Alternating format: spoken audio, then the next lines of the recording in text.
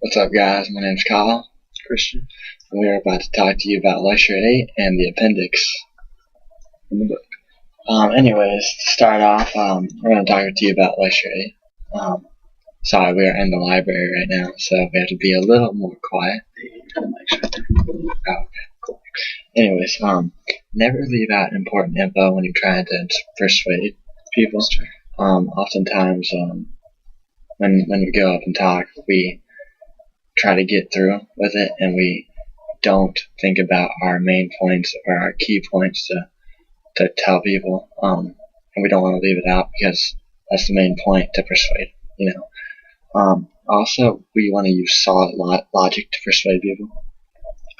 We don't want faulty logic or use information falsely. We want to use solid logic to help give the audience reason on why they should be persuaded to do whatever we're talking about. And they also, from the lecture, what we learned was effective persuasive speakers address opposing arguments to the side they're talking. So if you're going to talk about immigration, for example, and you're going to talk about why it's good, you got to also state why it's bad, and then rebut that with why it's better, though. They also understand the audience, so if you're going to talk to a bunch of atheists, then you're not going to want to mention Christ. You got to understand, because then they might just shut you out. So you got to understand their audience and their beliefs and their values.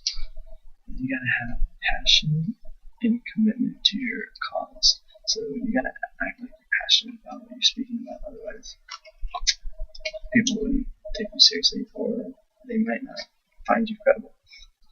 And then what we learned from Appendix A was, I saw you, bro. Okay. You got credible sources. Our speech, the coaching that we did, we had a professional coach and player. We interviewed him. He was our credible source, and you can't really get much more credible than someone who is professional in their field. So having those sources brings us credibility, which is great for persuasive speeches as well. Another thing is practice with people so the emotion flows naturally.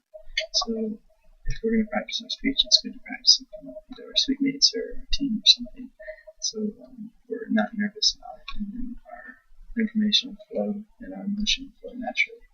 Another thing is anticipating 3 questions, which I'd never heard of, but I thought this was cool. So you anticipate questions, and then you write down answers to that, because if you're thinking, if someone asks you that and you have this really good answer, it's just going to make you sound even better. We also learned to determine audience's knowledge, feelings, and expectations for the occasions. Therefore, you can meet them. That basically states it. So, we want to use illustrative stories.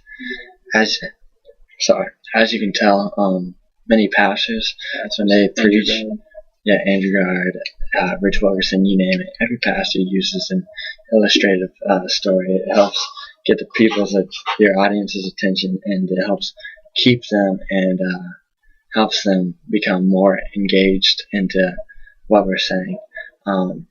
It passes time by, and it lengthens your sermon or your speech or whatever. And it also paints a clear, vivid image to what you're talking about, persuading the audience. Thank you. That's what we learned.